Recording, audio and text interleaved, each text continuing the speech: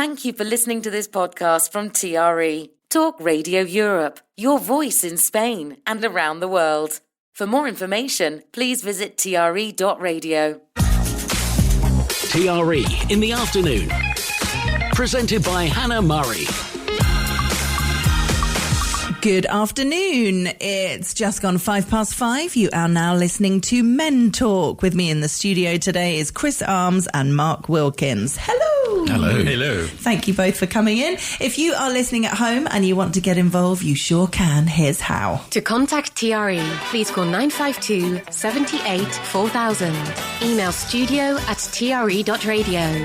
Send us a WhatsApp on +34 645 99 67 95. What a beautiful day, it's a wonderful life.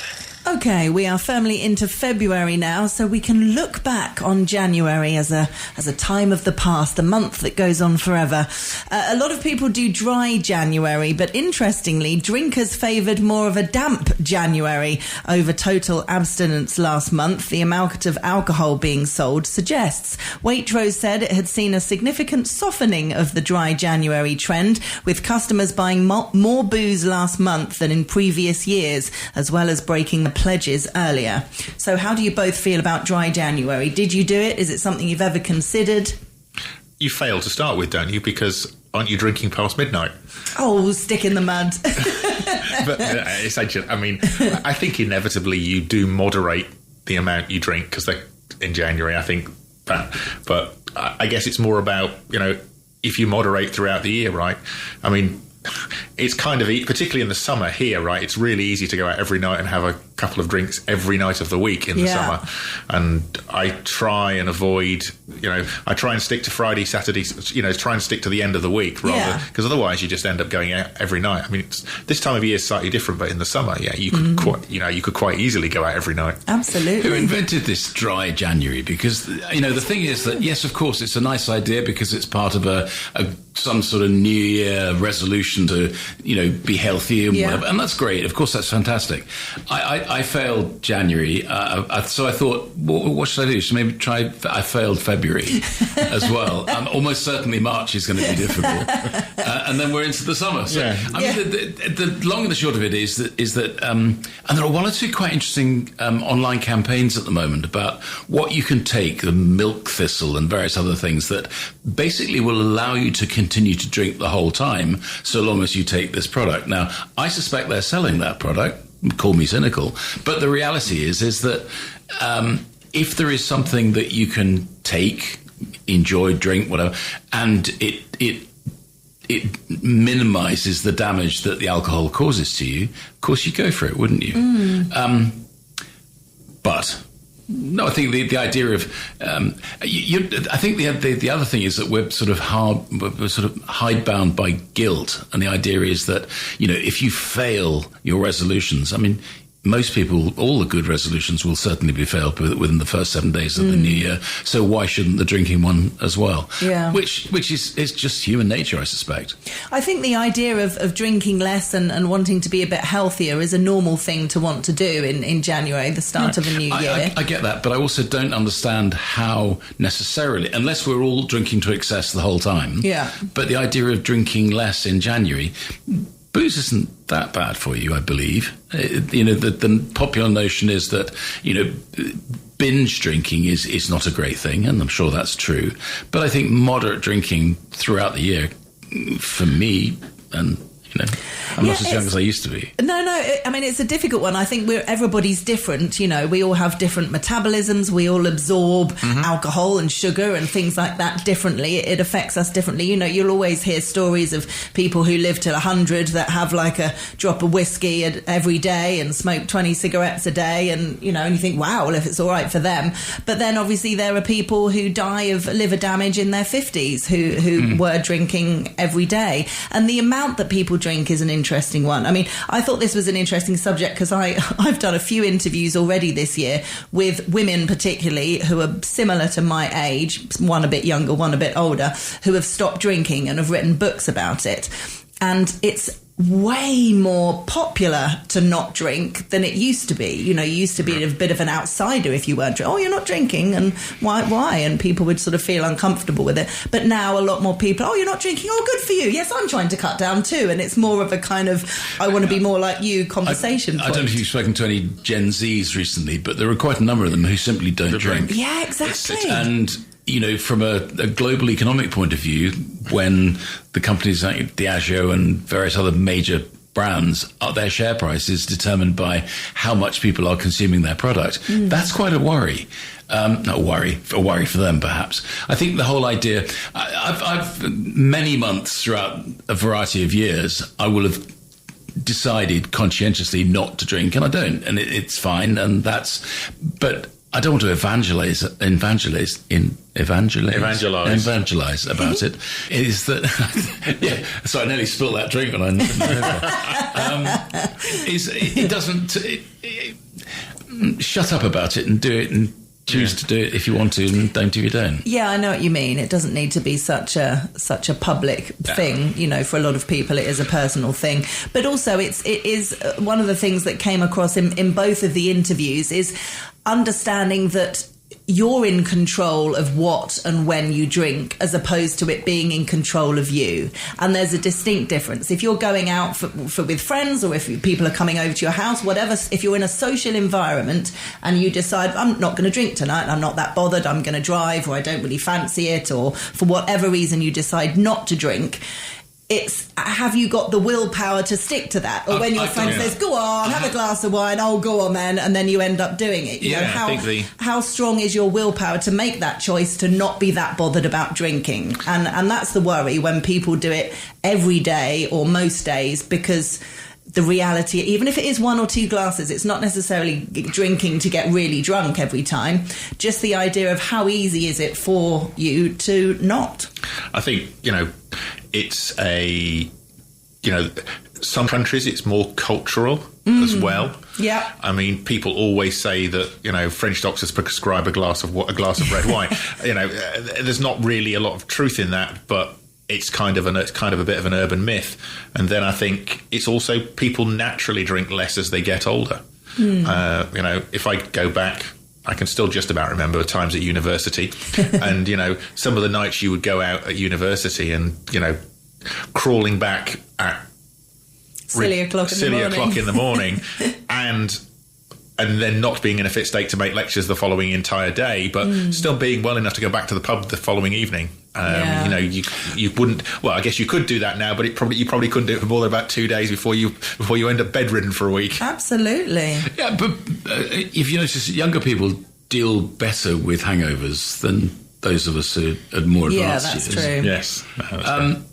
I don't know. I think I've had the experience where I've certainly been at a dinner party at our house where we've had other people there, and I've chosen not to drink, and it'll be part of a month when I'm not drinking. And it's not strange, but it's out of alignment with how I would otherwise have been. Yeah. And that's... Particularly when everybody else is drinking. It can be difficult sometimes because you're just on a different level to everybody else. If everyone's a bit more kind of chatty and loud and having fun, sometimes they can be quite annoying if you're not drinking. Have you actually tried to do that, to do a month and just see how you feel about it? I did dry January a few years ago, and this month I've... And did you like yourself better? Distinctly less. Are you conscious that your perception of yourself changed slightly? Because I think I'm interested by the fact that I actually really like not having a drink when a lot of people around you are drinking,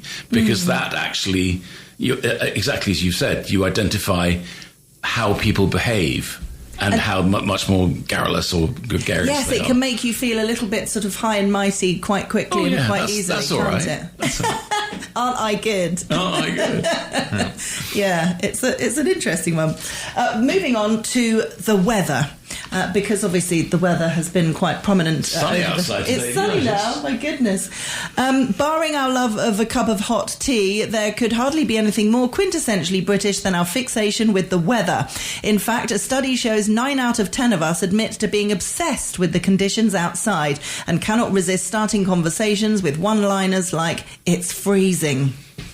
I find this fascinating because, yes, I think I can totally relate to this and find it bizarre and interesting to think that people in other countries don't talk about. I mean, is that really true?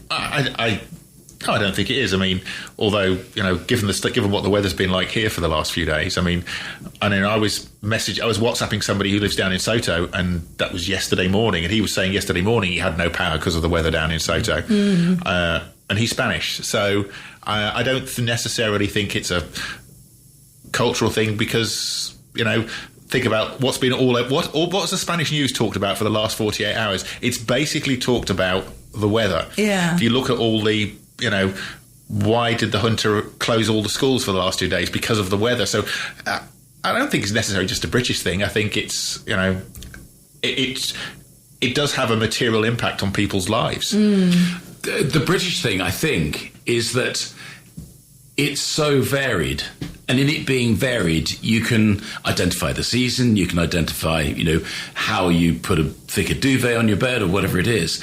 Whereas more predictable weather, it gets boring as hell to talk about it. Yeah. Is that if you're living nice day today, isn't it? Really? Throughout the summer, it's sunny again. Oh yeah, right. Oh, it's not raining today. Oh, and I think that is the distinct difference. The British have problems, I think, communicating generally, and weather is a very, very good common denominator. Everybody experiences it. Yeah.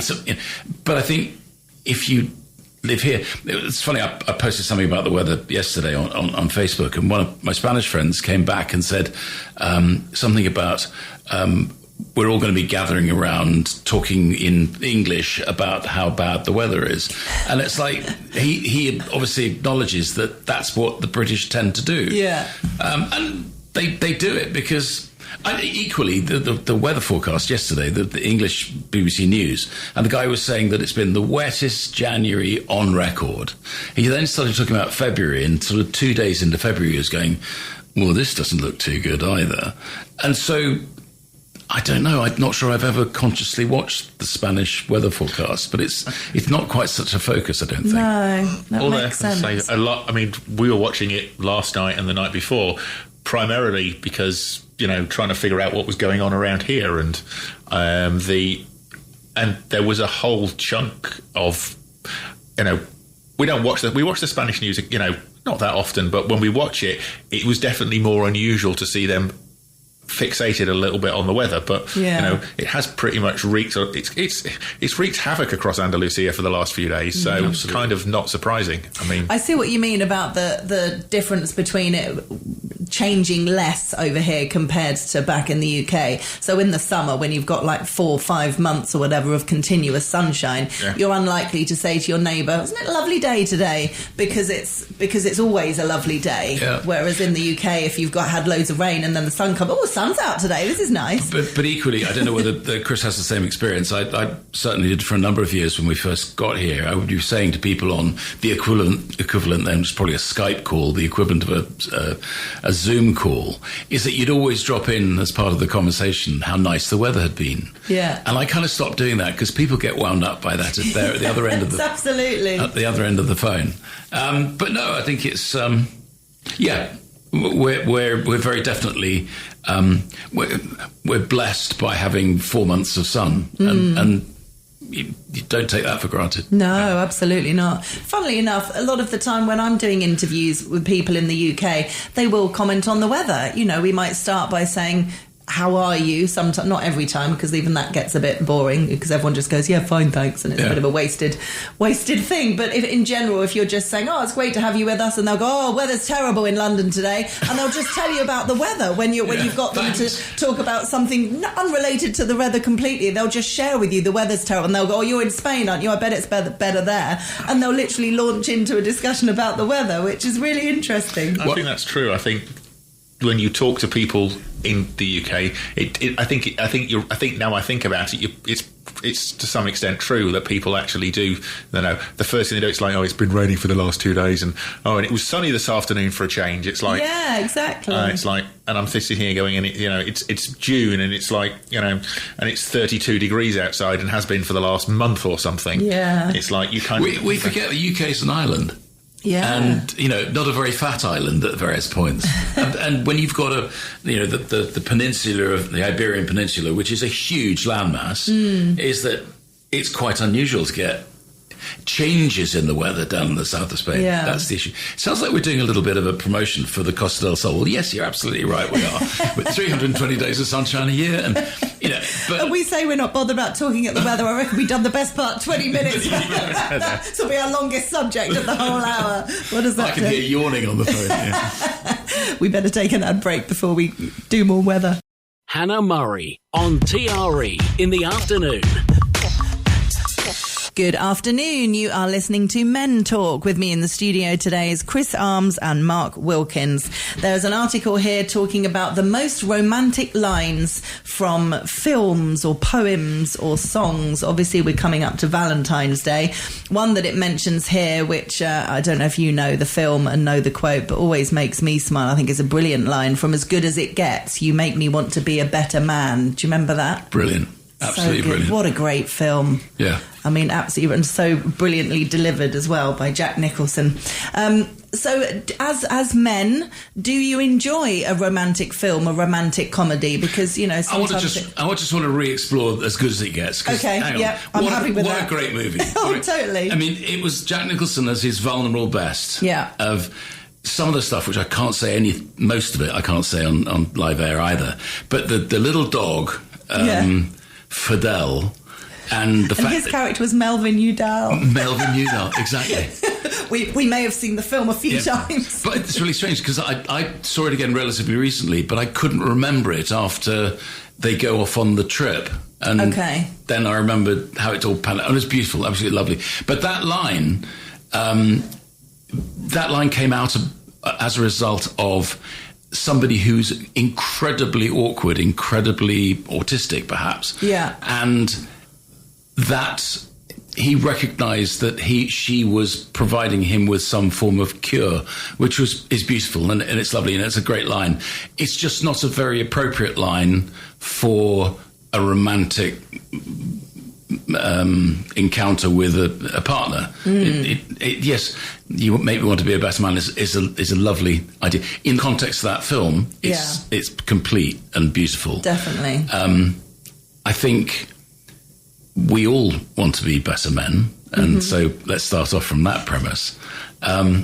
And the nature of romantic comedy, of which there actually aren't very many good romantic comedies being made. I saw one last night called The Ballad of Wallace Island, which was this a really interesting notion of a winner of a lottery who bought this amazingly isolated farmhouse, and his favourite band had broken up years before, and he'd organised for them to come and play a gig on the beach by his house. And the primary motive of the, not least having the performers coming to his house, was that he wanted to get the two estranged performers from the band back together. And it was it was slow and it was very beautifully filmed and the dialogue was astonishing, but it's not really a romantic comedy in the holiday sense or the, Love Actually sense. Yeah. But no, I love a good romantic comedy. Yeah, I think I'm selective ones. Yes. My problem is, and I think it's probably a bloke thing, is that some of them can be inexorably slow from my perspective, and it's like really and cheesy. Yes. So, yeah. So you've got to get. But you've got things like 4 Weddings and Love Actually, right, which just kind of go on for doesn't matter how many times you watch either of them or when you watch either of them, right? Classics. They're absolute classics. But yeah, I think it's kind of. Some of them are just like, really, come on, it's like... Ugh. But do you not have in your household, it's like Notting Hill is quite a good example of this, is that there's a scene where Hugh Grant and, I can't remember the guy, surname's Dreyfus, but he's the performer... Oh, you mean Rhys Ifans? No, they're in the travel bookshop. And he tells this story about having seen, he thought it was Ringo Starr on the High Street in High Street, Kensington, but it turns out that it probably wasn't. It was the guy from Fiddler on the Roof. And Hugh Grant's character turns to him and says, that wasn't a particularly good anecdote, was it? And we use that line in our family often for something that's a bit dull, that somebody's just, kind of not really explored. And so I think that talking about taking lines from from movies and making them personal to your family. Definitely. I think, great. I do that all the time. So you had me at hello. There you go. Yes. That's I do that, but with you had me at shopping, or you had me at El Corte Inglés, or whatever. You can say about lots of things. Perfect. I think you can reuse them, and it's like, and the good ones and the good clips always get kind of reused in skits and everything else, right? Yeah. The infamous scene from Love Actually where Hugh Grant as the UK Prime Minister is giving the US President a hard time.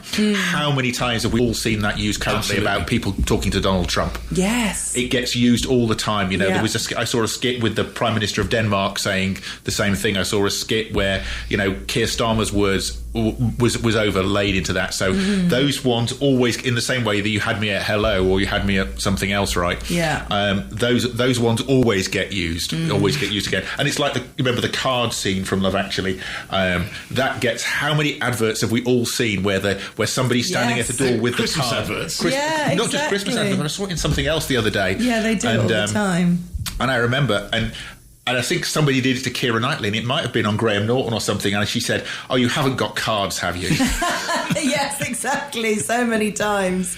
I can't stop thinking about all different quotes that are reused. I mean, Dirty Dancing, nobody puts baby in the corner. I've said that about all kinds of mates that end up sitting nobody puts Derek in the corner. It's funny. But it's really funny because there are various families. My London family, they will enjoy Love Actually or Notting Hill or any of those movies as much as anybody else, but they will have their elements that they find funny. Yeah. And we can't, they're on the floor rolling around laughing, and they're not our bits. Yeah. Which is, I mean, if you're making those movies, that's nostalgia gold, isn't it? You'll love what we did for our wedding. On each of the tables, we had, so people were still watching DVDs. It wasn't that long ago, but we had a DVD cover on each table. Inside of the DVD cover was a piece of paper that said the food that was being served. On the outside of the DVD cover was a romantic film with a quote from that film. Brilliant.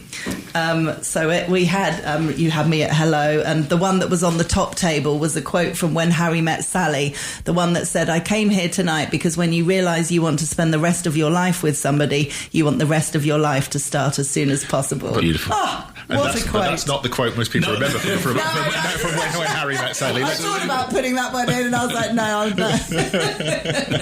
Very true. And next week, obviously, is Valentine's Day. How do you feel about Valentine? I know you're both happily married. Is it something that you celebrate or mark?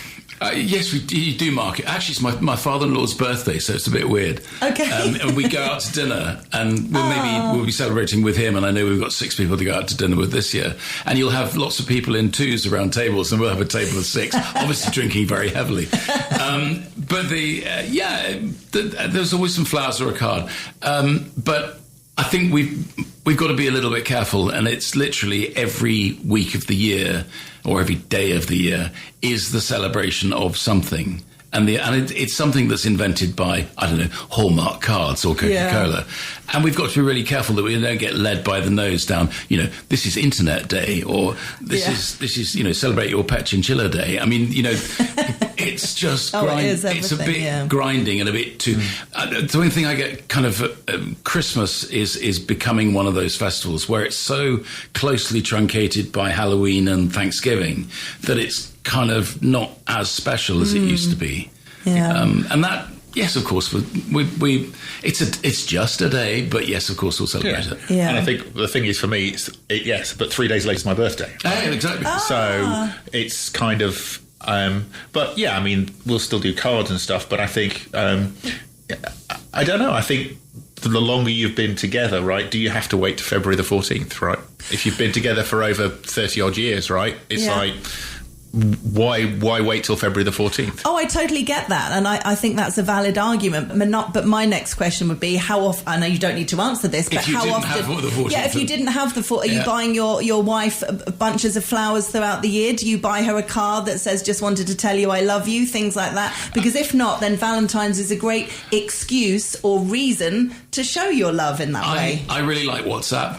And WhatsApp, there was something happened the other day, and I sent my wife a little paragraph that just was, it encapsulated exactly how I felt, and oddly she felt exactly the same way about the scene and family stuff. But it was, I think it's really important, and that's the whole message about keeping romance alive, is that you've got to, just don't rely on the 14th of, because that's what everybody does. Use other ways. Definitely. To express. Okay, TV. Between Basil's outbursts, Sybil's withering asides, and Manuel's innocent cries of "Ke?", Fawlty Towers is as funny today as it was when it first aired. It has been crowned the best TV show of all time. Second was Only Fools and Horses. Also up there, Dad's Army, Blackadder. So when you think about your favourite TV shows of all time, what are some of the ones you'd think of? I wouldn't say it was Fawlty Towers. No, I wouldn't. It's, there are some classics. Yeah, I mean, Blackadder is definitely up there, right? Yeah. I mean, there's so much. I mean, but there's talk of them actually doing another Blackadder series now. Really? After the one where there's Go over the top. Whether it'll happen or not, who knows, right? But I think Blackadder is just seems to be pretty universal. I don't know how well it translates into other languages, but and I guess I get Fawlty Towers, but I kind of struggle with it a little bit. Do you? I don't rave about it as much as other people do. Okay, fair enough. From a comedy perspective. I think the strength of Fawlty Towers was the fact that they only made 7 episodes, and they tried to revisit it, or the idea of it, on a couple of occasions. I think the thing is that comedy is it's become very flexible, in the sense that if you look at the haranguing of a Spanish waiter and the extent to which we found that amusing. He's from Barcelona. Back in the day.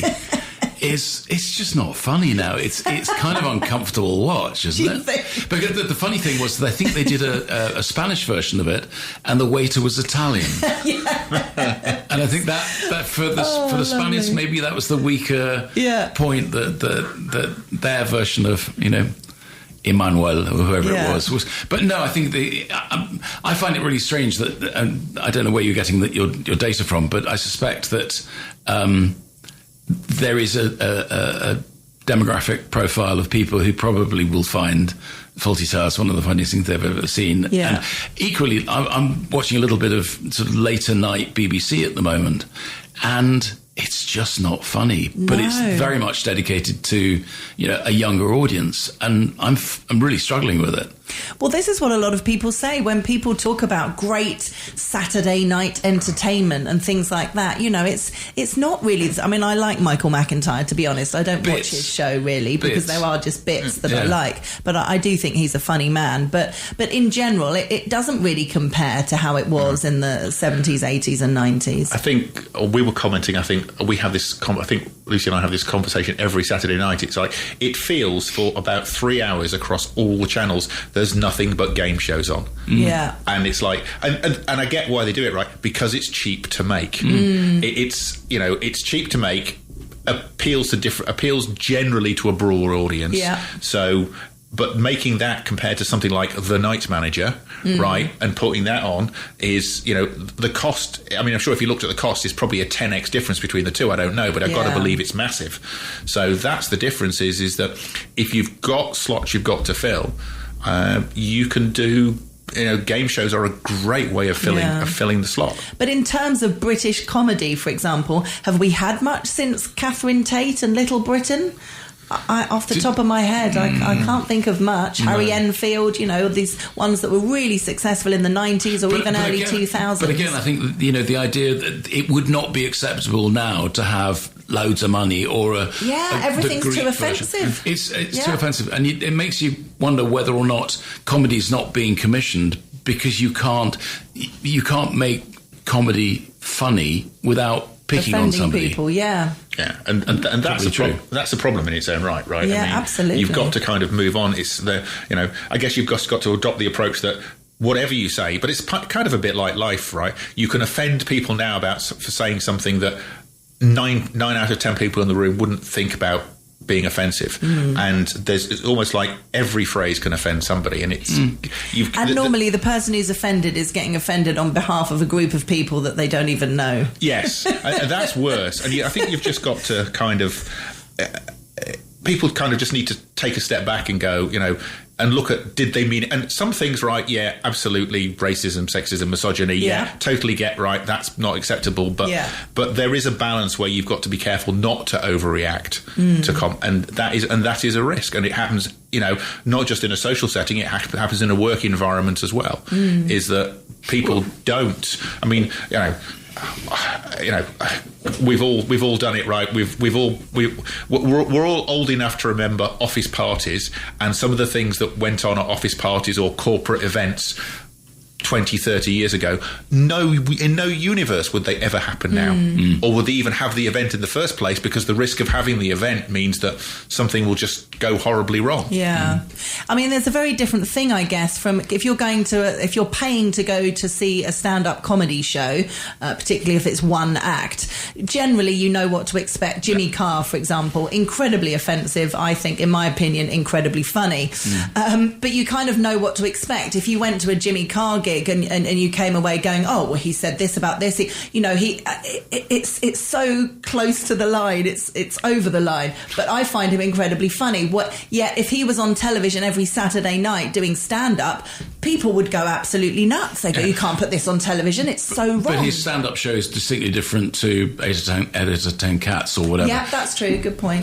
Because and that's the thing, is that ultimately he is being funny live because he's going for those trigger points, and you can't do that on TV now. No. I think when you were talking about the various TV shows that were featured there, I just really surprised that something like Porridge wasn't featured, because Porridge was incredibly well played, incredibly well written, and it was of an era. It was, you would go home to watch Porridge, whereas I'm just not sure that exists any longer. Yeah, it's a shame.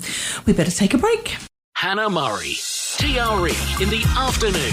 Good afternoon. Welcome back to the last part of today's Men Talk. With me in the studio is Chris Arms and Mark Wilkins. Interesting article here about the lovely Jan Leeming, an experience she had recently in a restaurant. She said, the article says, when Jan Leeming booked a table at an upmarket 17th century country hotel, sorry, not a restaurant, as a birthday treat for a friend, she expected fine food and wine in a tasteful setting. But the ex-BBC newsreader claims that what she actually got was an expensive lunch spoiled by a screaming child whose parents seemed unwilling or unable to control it.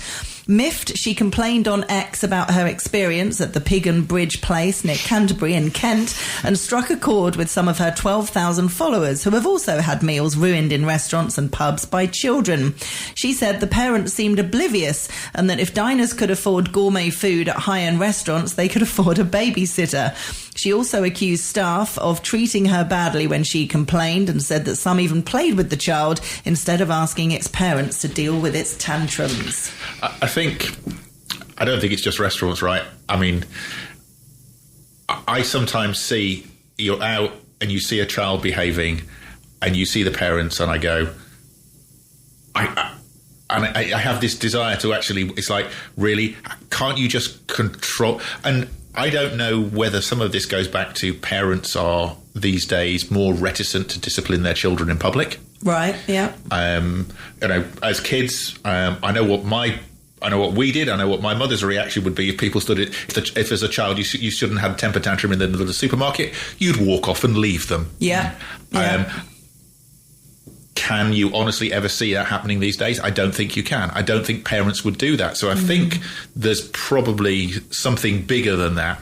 But, if you're going to a restaurant and you're taking children, take them, but expect the fact that you're going to have to essentially bring things to amuse them. I mean, when our kids were young, we didn't have the benefits of iPads, so you used to stick them. You used to wander around with this big bag of colouring crayons and books and everything else. And so, I don't think it's unreasonable to expect, if you're taking a child to a restaurant, to bring things that will, And so but equally, there's got to be a bit of a compromise somewhere in the middle of this, which is, do you start banning children from restaurants? That's kind of not reasonable. I mean, some restaurants do. Some do, yeah, absolutely. So I think there's but I think there is something a little bit bigger than just the child. I think it's part of it is that kids these days, they are brought up differently, and I think there's a whole parenting. People have talked before about this. One generation feels they're too strict. The previous generation was too strict, so they don't do anything. Then the next generation go, oh, that generation was too lax. And it kind of tends to go in cycles about how strict people are with parenting. Definitely. It's really strange, isn't it? Culturally, and we're living in a country where culturally kids go to restaurants. It's just one of those things. Till very late. Oh, and dogs, by the way. Yeah. Obviously, there's dogs as well. But no, I just think that I suspect, with the greatest respect to Ms. Leeming, she may not be a mum or she may not be a granny. Yeah. And in that context, it sounds like something probably has irritated her slightly more than just the child. The child's very presence quite clearly has given her a problem.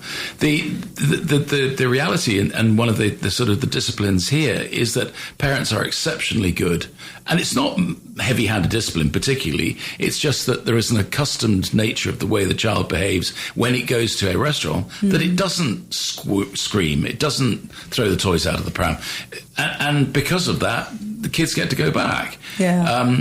I think it's quite odd. I mean, it's a bit like sort of adult-only hotels. I mean, as a concept, that sounds a bit, or cruises. Apparently, that's become an increasingly big thing. Is that we have 3 kids, but they're all flying. They've flown the coop. And recently, my nephew moved to the area, and his has 2 little ones, 5 and 7, and we've started becoming sort of surrogate grandparents to them. And these kids are incredibly well behaved, and they're delightful kids. But would we think about taking my nephew's kids to a restaurant? We probably wouldn't. It probably wouldn't be, because we don't know how accustomed they are to being in that environment. Yeah. But the idea of, simply because it's a swanky hotel, that the kids shouldn't be there, that's just sort of uncomfortable thinking now, I think. It is difficult. It's very easy to judge on the outside, isn't it? If you've got parents and the kids are screaming, it's very easy to it's difficult to blame the kids, because kids are kids. It is down to the parenting, but it's very easy to go, oh, why don't they shut that kid up, without understanding the dynamics and what's going on in the background, whether the kid has any learning difficulties or that might, make that relationship harder. And, I think we've all seen parents that come across as a bit too shut up, or even swearing or hitting their children. Oh, for God's sake, we're in a restaurant, you need to behave, all that kind of thing, which is like, whoa, a bit much. But then sometimes you can see with some parents, will you please sit there nicely? We're having a nice meal, please be quiet, and trying to do it. And the kids take absolutely no difference. So it's very, very difficult or very easy to judge and very difficult to understand exactly what's going on, because it's obviously not an easy thing. One size doesn't fit all when it comes to parenting children, does it? Without being critical at all to your sponsor, one of the things that I find most offensive when having dinner is people singing at me. Right. Or loud music in the restaurant. It's... Anyway, that's my particular beef over, and I obviously won't be invited to your sponsors' evening again. One of my favourite places, but carry on. Your favourite place.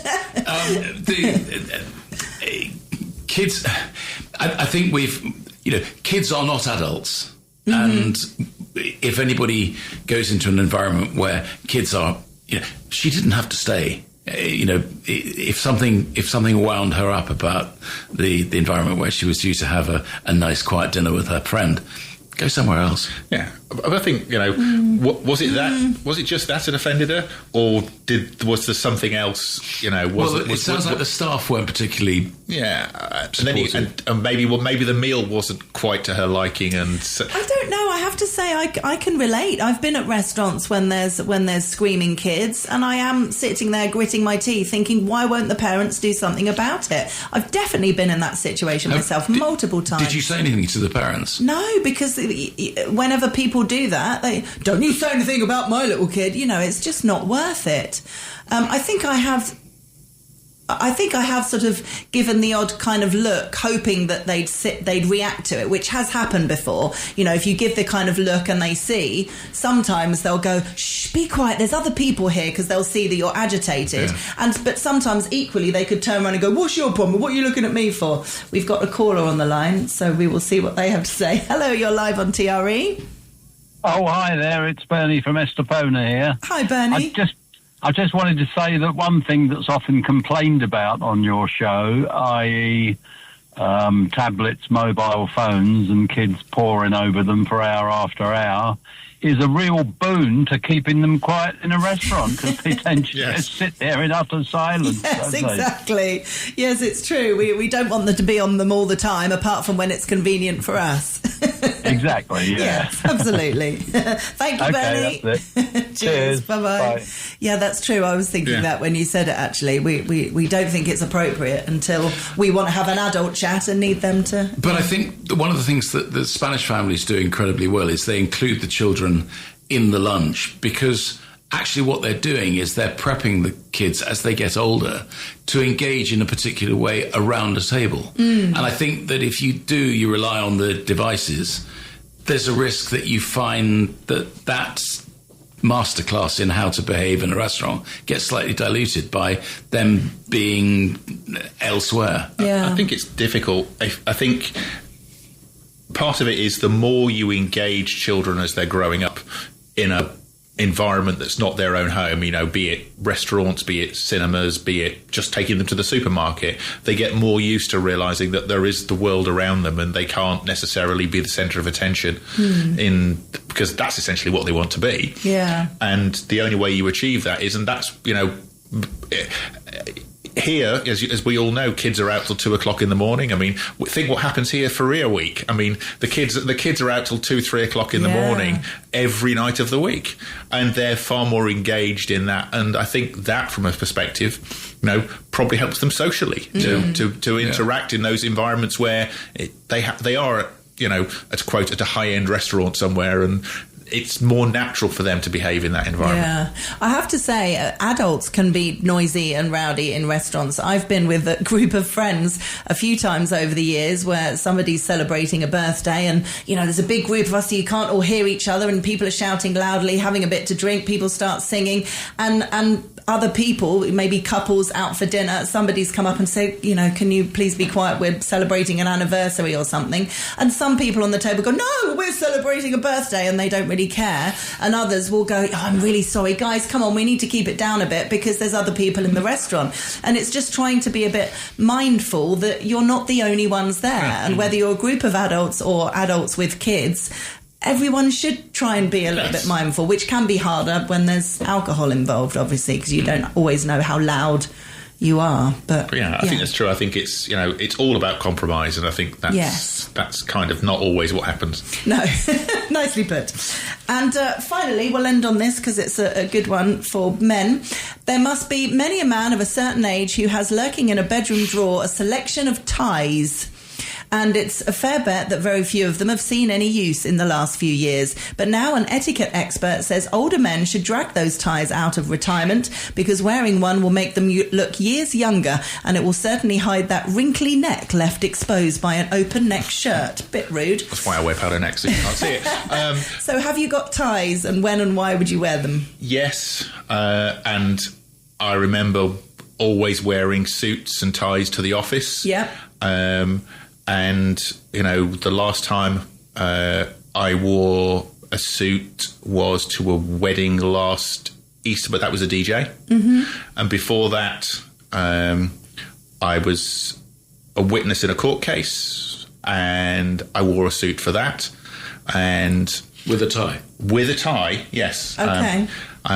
Truth is, I know people try and get away with wearing a suit with open collar, but you can't really wear a suit with an open collar. It doesn't look right. But it's more acceptable now. I mean, the number of people you see standing up, executives you see standing up wearing a shirt, an open neck shirt, or a turtleneck shirt with a jacket on, and no socks. Some of them.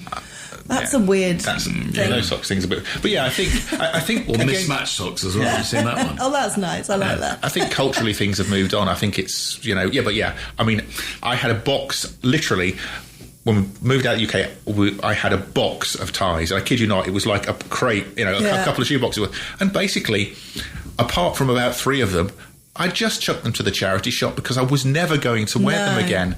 And so they definitely have. Is it that they've gone out of fashion, or that you don't go to work in a suit every day anymore? I think what's the. I think cultural norms of what's expected as work attire has changed. Yeah, very much so. Even before COVID, it had changed. People weren't wearing it as much, and I think even post COVID, it's changed. It's definitely changed, and people aren't in offices as much. So, but some businesses accepted, right? As I say, the legal profession's a great example where you wouldn't expect to turn up. You wouldn't expect to turn up to a court anywhere without people being appropriately suited and booted. No, I have quite a number of ties. And they tend to get worn weddings and funerals now. But the one thing that I've noticed of recent years, there's one shop in Puerto Banús, for example, that does things in nice orange-coloured boxes. Yes. And if you go in there now and have a look at their ties, they're thin. They're okay. sort of, and so. Thin material or thin in size? Yes, exactly. Okay, Thin size. And they look weird. They look weird. Yes. Like those American. It's like back to the leather. You mean back to thin leather ties? Yeah. Exactly that. And so fashion is dictating that, and it's a complete circle because in the 70s there would be those kipper ties, which were the size of a small turbot that you had on your, and that was ridiculous. But no, ties are, particularly if you wear a grey suit with a white shirt, a tie does a lot to the suit because it makes it much more interesting. But I think a plain tie, I mean, back in the day, all the ties that men wore for work were all kind of fun and silly and had pictures of Winnie the Pooh on them and stuff like that. And I don't think many men at all would wear that now. But a nice classic coloured tie that brings out a bit of colour if you've got a plain suit would be fine, I think. No, it's Christmas jumper time. Yeah, I'm going to say the closest you get to that now is a Christmas jumper. Christmas jumper, yeah, absolutely. Well, we are at the end of the show. Thank you both very much for coming in today. Thank you, Chris. Thank you, Mark. You're most welcome. And we have the BBC up next, and I will be back on Monday at 4. So have a great weekend when we get to it. You've been listening to a TRE production. If you've enjoyed this programme, there'll be another episode waiting for you next week, right here on this platform, where you can also access our extensive back catalogue of shows and interviews. For more information on our live programming, social media channels and apps, and how to contact Talk Radio Europe, please visit tre.radio.